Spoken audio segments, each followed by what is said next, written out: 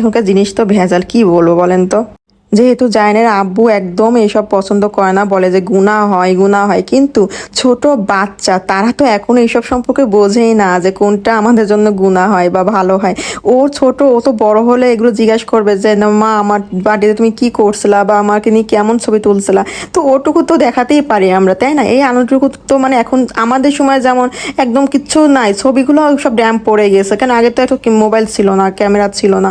তো ওর তো আমার বাবা মা তুলতে পারেনি, কিন্তু আমরা কেন এই যুগে এসে এইসব মিস করবো বলেন তো। আর এখন যেহেতু ও একদম ছোট, ওর তো কোনো বন্ধু বান্ধবও নেই, ও স্কুলও না, যখন ও স্কুলে পড়বে তখন তোর অনেক বন্ধু বান্ধব হবে, তখন অনেক বড় বড় করে অনুষ্ঠান করা যাবে। আর ঘরের ভিতরে এতটুকু অনুষ্ঠান আমরা করতেই পারি। আর যেহেতু ওর বোন আসার কথা ছিল, কিন্তু এই যে দেশের যেটা অবস্থা গেল, এই জন্য ও আসতে পারেনি। ওরও বেশ মনটা খারাপ ছিল যে মানে ওর বোন আসলে ওর ভালো লাগতো। ও তো ব্যাস যখন দেখছে মামা আর মা মিলে রুম সাজাচ্ছে, মানে